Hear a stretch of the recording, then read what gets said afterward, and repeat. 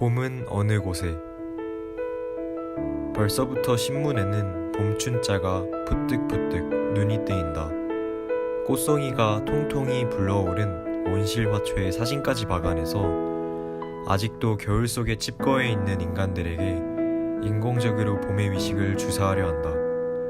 노염이 찌는 듯한 2학기 초의 작문 시간인데 새까만 칠판에 백묵으로 커다랗게 쓰인 가을 추자를 바라보고서야 비로소 가을이 온 듯 싶더라는 말을 내 진려에게 들을 법한데, 서울은 완연한 봄이외다 라고 쓴 편지의 서두를 보고서야 창밖을 유심히 내려다보았다.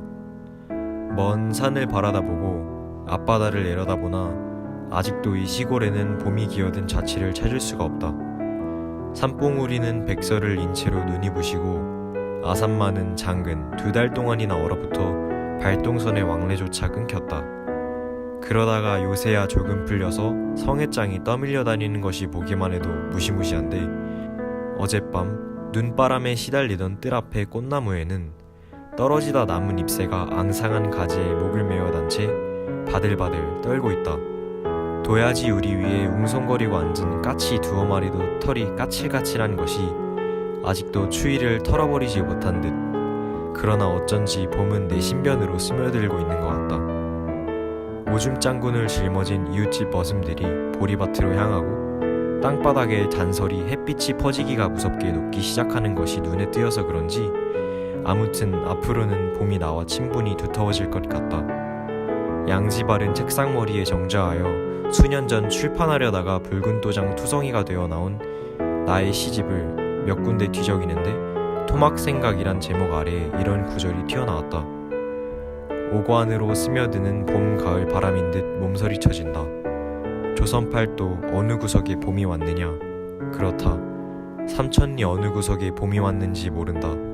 사시장철 심동과 같이 춥고 침울한 구석에서 헐벗은 몸이 짓눌려만 지내는 우리 족속은 봄을 잃은 지가 이미 오래다. 아무리 따스한 햇살이 이 땅 위에 내려 조이고 풀솜 같은 바람이 삼천초목을 어루만져도 우리는 마음의 봄과 등지고 사는 것이 엄연한 사실이다. 우리의 감각은 새 봄을 새듯이 느끼고 즐겨하기에는 목석과 같이 무디어진 것이 또한 사실임에야 어찌하랴. 불 꺼진 화로를 헤집어 담배 꼬투리를 찾아내듯이 식어버린 정열을 더듬어보는 봄 저녁.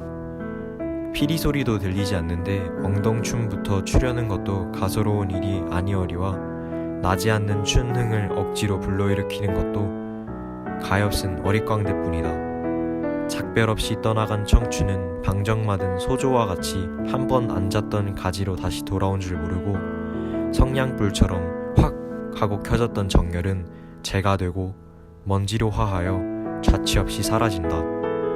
그러나 다시금 돌아오지 못할 그 시절임으로써 빛깔 없이 보낸 지난 날이 더욱 그립고 켜졌던 그 시간이 야속하게도 짧았기 때문에 싸늘한 잿무더기에다가 다시 한번 불을 피워보고 싶은 것이다.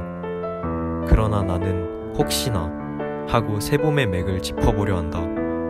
일부러 나의 청춘을 조상하지 않으려 하고 억지로라도 우리의 환경은 비관하지 않으려 한다. 그것은 졸시의 이러한 끝 구절이 있기 때문이다.